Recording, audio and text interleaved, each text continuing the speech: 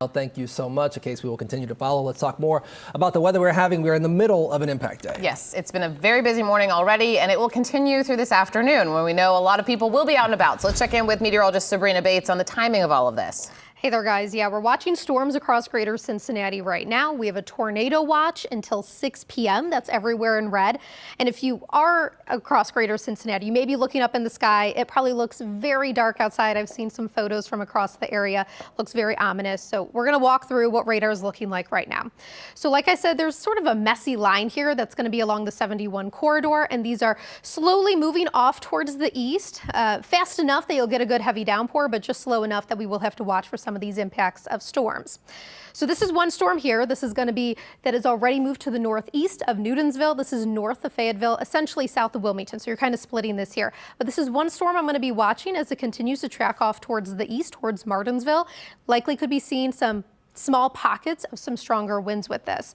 As we move down the line towards Goshen, some heavy downpours there, probably hearing a lot of lightning or hearing a lot of thunder, seeing a lot of lightning outside. We move down this line, so we're now inside the 275 loop. If you're anywhere from Milford, Silverton, Norwood, even towards downtown Cincinnati, I know the sky looks very dark. We have some heavier pockets out there, and then some of that good heavy downpours across the area. Then we continue down this line. You're looking at northern Kentucky, and then as you head down towards southeast Indiana, some more heavier pockets of storms that we will be watching as these storms continue to just move into an environment that we may get them to umph up a bit more and sort of tap into more of that energy in the atmosphere. So here's a wider picture. So you see that red, that is that tornado watch. That's until 6 o'clock for this evening and does include Cincinnati and northern Kentucky. What I'm watching next, that's going to be back off towards the west. All of these storms here that are really south of Indy, south of Bloomington, these are going to be moving into an area that could cause the storms to just turn a bit stronger. So we're going to be watching the storms over Cincinnati right now, and then we're going to be watching in southern Indiana as well as those move into an area where we could be seeing some stronger storms like I mentioned. So we're going to be watching from Cincinnati south and then off towards the southeast of 71. Here's a view as we remove the radar, what that tornado watch is looking like. It does include Hamilton County, and then south includes Florence, Independence, Dry Ridge, towards Mount Orb, Hillsborough, and over towards Peebles. Again, that's a new tornado watch that goes until 6 o'clock for tonight. We do have a slight risk, so that is a level 2. I do think your primary threat for today is going to be some pockets of some strong winds. Could see some small hail out of this. Also could see a few tornadoes. So that's why we have that tornado watch.